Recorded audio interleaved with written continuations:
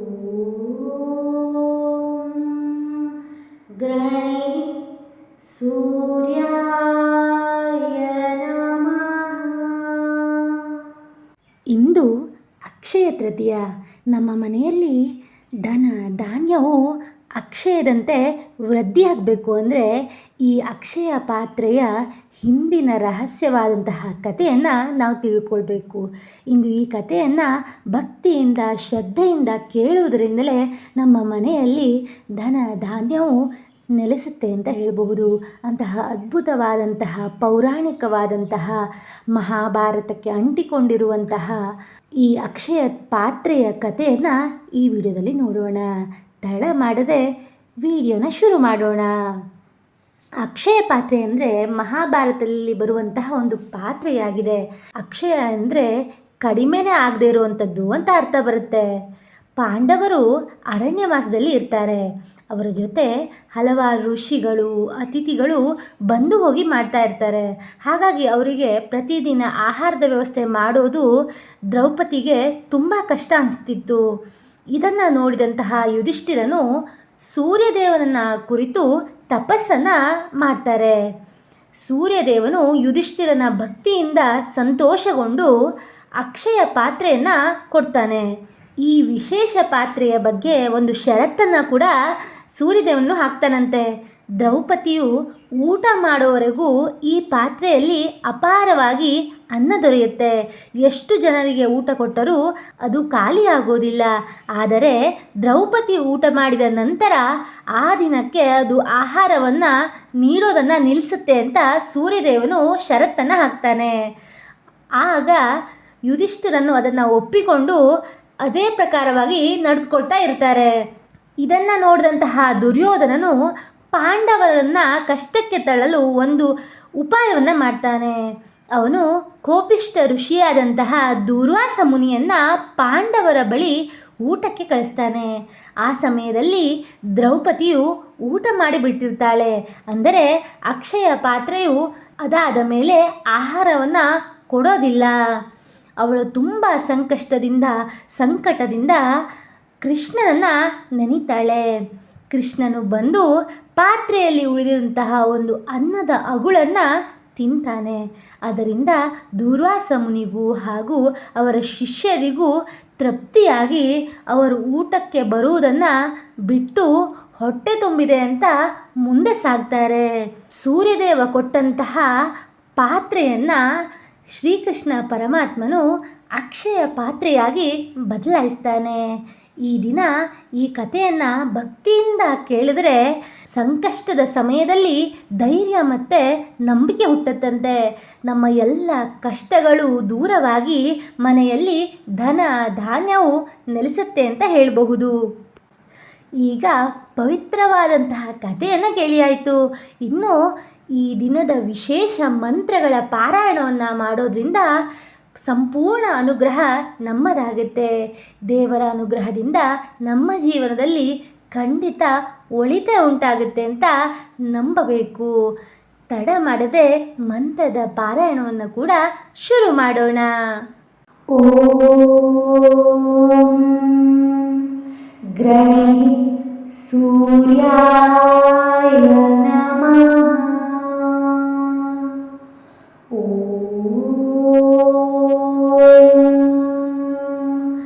ಗ್ರಣಿ ಸೂರ್ಯಾಯ ನಮಃ. ಓಂ ಗ್ರಣಿ ಸೂರ್ಯಾಯ ನಮಃ. ಓಂ ಗ್ರಣಿ ಸೂರ್ಯಾಯ ನಮಃ. ಓಂ ಗ್ರಣಿ ಸೂರ್ಯಾಯ ನಮಃ. ಓಂ ಗ್ರಣಿ ಸೂರ್ಯಾಯ ನಮಃ. ಓಂ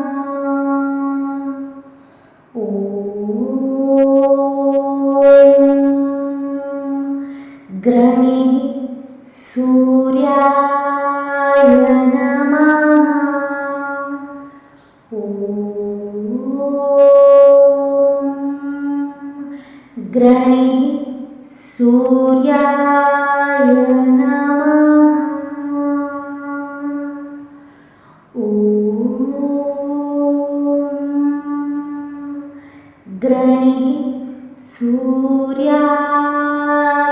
नमः। ॐ ग्रणिः सूर्याय नमः। ॐ ग्रणिः सूर्याय नमः। ॐ ग्रणिः सूर्याय नमः। ॐ ग्रणिः सूर्याय नमः। ॐ ग्रणिः सूर्याय नमः। ॐ ग्रणिः सूर्याय